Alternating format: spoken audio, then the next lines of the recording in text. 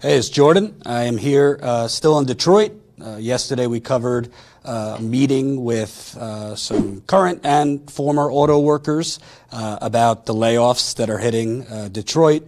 They're hitting Lordstown, Ohio. They're hitting Maryland, Ontario, Canada, and basically General Motors, a continuation of what we've seen, which is essentially corporations being given billions and billions of dollars, very little strings attached, and then they lay off the workers. So it's a little bit more complicated than that, but I also wanted to bring you a little bit of a different perspective because there are also problems with the labor unions, and the labor unions kind of between corruption and not exactly fighting for the actual workers. So I wanted to bring a socialist perspective to the equation. I'm here with Jerry White. You are the labor editor for the World Socialist website. Larry Porter, who is the assistant national secretary of the Socialist Equality Party and used to work for Chrysler. So you know these wars way better than I.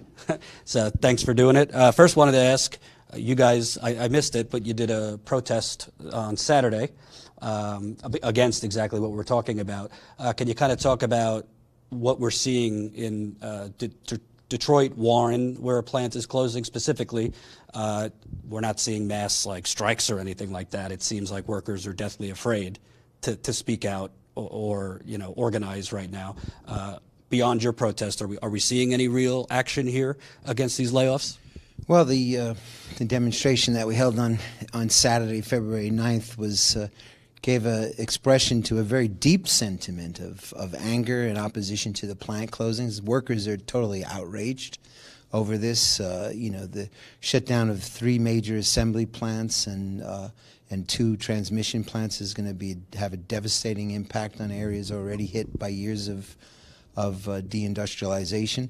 There is enormous opposition, which is why we organized the demonstration, because workers also know the UAW, the United Auto Workers, will do nothing to oppose this. For 40 years, the UAW has told workers that if they give up wage and benefit concessions, that this would save your jobs. They've told us for years that the enemy is not the corporations, let alone capitalism, but the workers of Japan or the workers of Mexico. So they are also heavily invested. The union itself is a corporation. Even though they lost 600,000 union members in the Big Three since 1979, the assets of the UAW has actually gone up over $1 billion. They control 100 million shares of General Motors stock itself. So we held this demonstration, and it was called by the steering committee of the coalition of rank-and-file committees and the World Socialist website Autoworker newsletter, in order to fight for 3 things. 1, the building of rank-and-file committees completely independent of the UAW and Unifor in Canada to mobilize workers against the plant closings, against demands for concessions. 2, that this is not just an American or even just an American and Canadian issue. There's a global restructuring of the auto industry. Workers are losing their jobs in Europe, in South America, in Asia. And our demonstration rejected the anti-Mexican campaign of the UAW and Unifor and called for the greatest unity of workers throughout North America. And as you'll see on our website, there's a statement from the striking workers in Matamoros who have carried out a rebellion against their unions, and they issued a statement calling for the unity of all workers, the U.S. and Canadian. And finally, we say that rank-and-file committees must not accept what the corporations say is affordable or profitable. They have to begin with the needs of workers. GM is closing this plant, and over the last, these 5 plants, and over the last 4 years, while they've slashed wages and cut jobs, they've funneled almost $14 billion into stock buybacks that only benefit the richest investors, including Mr. Warren Buffett, already the 3rd richest man in the world. And their executives who are largely paid in stock. Oh, yeah, like Mary Barra herself has the most stocks of any individual. And, of course, she got on a call with Wall Street investors just last week when they announced that they had made $11.8 billion in profits. And she said, I am committed to you, our owners, for long-term and short-term profit making. And the money that they've given to stock buybacks is almost 3 times the money that they're going to, quote, save from closing these factories. So we believe that the rights of workers, including the right to a secure and good-paying job, must take precedence over the private profits of the super rich, and that workers have to begin to mobilize on that basis. I'd like to ask you a question because both some folks I talked to last night at the local meeting in response to this, as well as some workers I talked to today, they're from Fiat Chrysler. But on the workers' part, the thought was, good-natured on their part, well, we gave back pretty much we gave back the farm after the bailout. Concessions, whether it be pensions, wages, the influx of temporary workers. So they thought with General Motors making, I think, almost record profits the last few years, they'd start to get some of those concessions back. So I'm not calling them naive, but what I am saying is the thought on the worker is, wait a minute, you have record profits right now, and you're basically hammering us over the head. You used to work at Chrysler.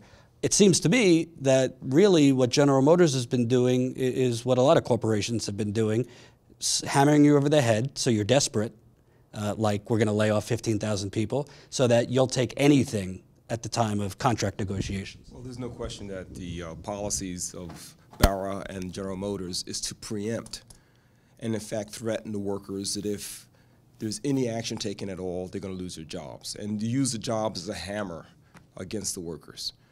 The announcement of 5 plants that were going to be closed is just the beginning, as a matter of fact.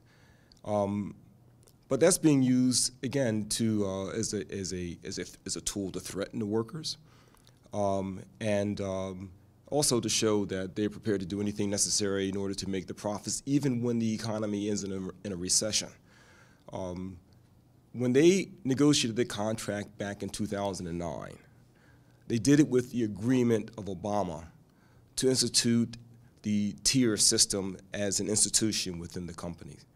Can you explain the tier system? The tier system, first they had a 2-tier system whereby the new hires came in at half the wages. That was part of the agreement for the bailout, both for General Motors as well as for Chrysler. Since then, they've instituted now at least 4 or 5 different tiers, whereby workers now are part-time workers.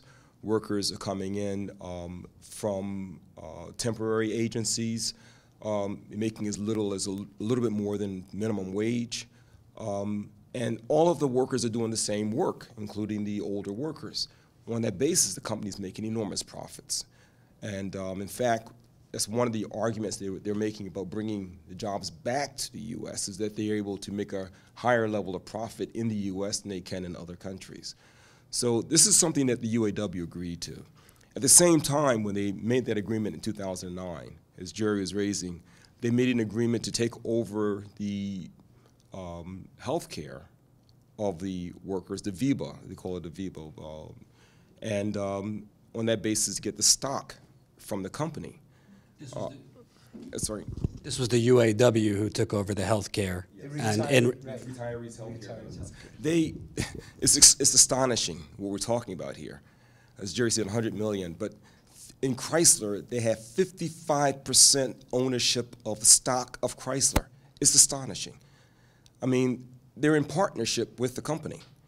And when you have that kind of stock, I mean, many workers say it's a conflict of interest, but I mean, you're in partnership now. In fact, you benefit from the cuts and the attacks being carried out against the working class. In General Motors, it's 18%, and in Ford, it's 11%. The institutional policy now is UAW/GM, UAW/Ford, UAW/Chrysler. So that, for the workers, they are dealing with both the union and the company when they're fighting to defend their jobs or any benefit today. So workers realize that, but the main problem they face is, what do you do about it? How do you change it? And this is where the opposition is beginning to really begin to develop. In 2015, in Chrysler workers, for the first time in 30 years, they voted down the last contract. That's just the beginning. And the support we got for the demonstration expressed that. There's just widespread anger and opposition to the policies being carried out both by the company as well as by the union. And it also seems that General Motors' strategy, and according to you, UAW's strategy, if they're working in tandem, is just divide and conquer. So hire as many temps as you can. Those temporary workers are actually taking away from the full-time workers overtime, those kinds of things. Yeah, what's actually done, this was accelerated in the 2015 contract. There used to be a case where the TPTs, the part-time temporary workers, would only be hired come in on Fridays and Mondays to make up for absenteeism. But the UAW agreed to allow TPTs to come in anytime that they want. These are neither part-time or temporary workers. TPTs can work often 40 hours a week, and they can be a TPT for years, paying UAW dues and having absolutely no contract rights whatsoever. They are disposable workers. They have no transfer rights. They don't get the profit-sharing check. They're super exploited. And there's a sympathy among the older workers because they know that these workers are being terribly exploited. In some cases, it's their own sons and daughters. Mm-hmm. So yes, the UAW has done everything it can. You know, when you think of the word union, right, it conjures up this idea that workers recall of past struggles, the Flint sit-down strikes, the unity of workers, black, white, immigrant, native-born, all workers, the right to equal pay for equal work. Well, that doesn't describe what this organization is. It does everything it can to divide workers. Young against old, first tier against second tier, against TPT, American workers against workers in other countries. So, and as they've agreed to these contracts, of course in 2015, you know, we fought, and the World Socialist website, Autoworker newsletter, was the center of opposition to the contract. And the UAW was denouncing us as outside agitators.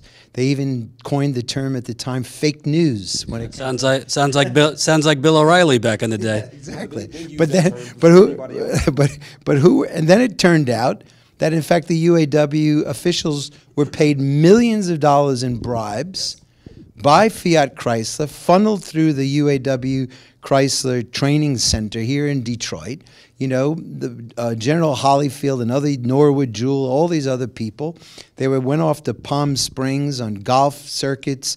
Their wives got designer shoes made in Italy worth $10,000. I mean, these people are on the other side. And many workers know that. That's why the issue of the independent organization of workers. I mean, look, when the Flint sit-down strike happened in 36, 37, the workers actually rebelled against the old American Federation of Labor Unions, which were also pro-company and so on. They had to build something new, the CIO at the time. And workers today are going to have to build something new. It's an interesting historical fact. When the sit-down strike took place in Flint, the first judge tried to get an injunction to force the workers out of the factory, but it was exposed that the judge had 36,000 shares of GM stock. Well, the UAW has 100 million shares of General Motors stock, but it won't recuse itself, you know, because it's in the business of policing the workers as a cheap labor contractor, and they control assets worth over $1 billion. So again, that's why we are fighting for the development of rank-and-file committees based on the democratically elected by workers to fight for industrial democracy, to fight for workers' control over line speed, over safety. We insist that workers should have the right to observe all negotiations. There should be no negotiations behind the backs of workers. In fact, they should be live streamed. Workers should advance their own demands in this upcoming contract, including a 40% wage increase. They've had frozen wages for years. The abolishing of all tiers among workers, the conversion of all temporary workers into full-time workers, and that they begin a fight. But again, this has got to be bound up. It's not just auto workers. I mean, if you take Amazon workers, or UPS workers, or teachers are on strike right now in Denver. They were on strike in Los Angeles, you know, last month. In every case, and of course West Virginia, Oklahoma, and Arizona last year, in every case that workers strive to assert their interests, they run directly up against these trade union organizations which are tied to the corporations and above all to the Democratic Party. So we believe that a movement is coming. In fact, the logic of the opposition is towards a general strike. There is immense anger. I mean, we live in a country where 3 billionaires control more wealth than the bottom 160 million people, you know? And you got Democrats and Republicans, you know, at each other's throats, but they all agree with defending the rich. They all agree with wars to defend the rich, you know? But what they're debating one another over, you know, is it best to go to war against China first or to go to war against Russia first?